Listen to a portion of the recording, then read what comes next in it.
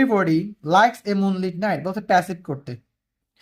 তো অ্যাক্টিভ থেকে যদি প্যাসিভ করি তাহলে আমাদের সাবজেক্টকে অবজেক্ট বানাতে হবে, অবজেক্টকে সাবজেক্ট বানাতে হবে। এক্ষেত্রে এখানে অবজেক্ট দেওয়া আছে মুনলিট নাইট, এটাকে এখন বানাতে হবে আমাদের সাবজেক্ট, এ মুন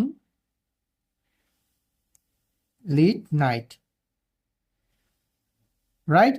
ওকে, এখন আমাদের সাবজেক্ট আনতে হবে, সরি সাবজেক্ট আনলাম, এখন আমাদের ভার্ব আনতে হবে। এখানে আমাদের ভার্ব দেওয়া আছে, অ্যাক্টিভ সেন্টেন্সে আমাদের ভার্ব দেওয়া আছে লাইকস, রাইট? যেটা হচ্ছে ভার্বের বেস ফর্ম দেওয়া আছে, রাইট? অর্থাৎ প্রেজেন্ট টেন্সে দেওয়া আছে।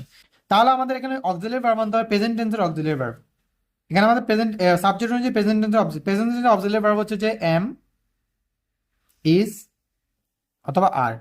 তো এই মুন লিট নাইটের সাথে কি বসবে? এম, ইজ অর আর, কোনটা বসবে? Is, right? তাহলে প্রেজেন্ট টেন্সের অক্সিলিয়ারি ভার্ব আনতে হবে ইজ, আর যে ভার্বটা দেওয়া আছে সেই মূল ভার্বের বি3 লিখতে হবে। আমরা প্যাসিভ করার নিয়ম হচ্ছে যে অক্সিলিয়ারি ভার্ব লিখবো। প্যাসিভ করার নিয়ম হলো অক্সিলিয়ারি ভার্ব লিখবো, auxiliary verb plus main verb এর বি3 মানে পাস্ট পার্টিসিপল ফর্ম আনতে হবে। তা লাইকস এর পাস্ট পার্টিসিপল ফর্ম কি হবে? Liked, right? তারপর বাই দিয়ে সাবজেক্টকে অবজেক্ট, এভরিবডি দেওয়া আছে, এভরিবডি।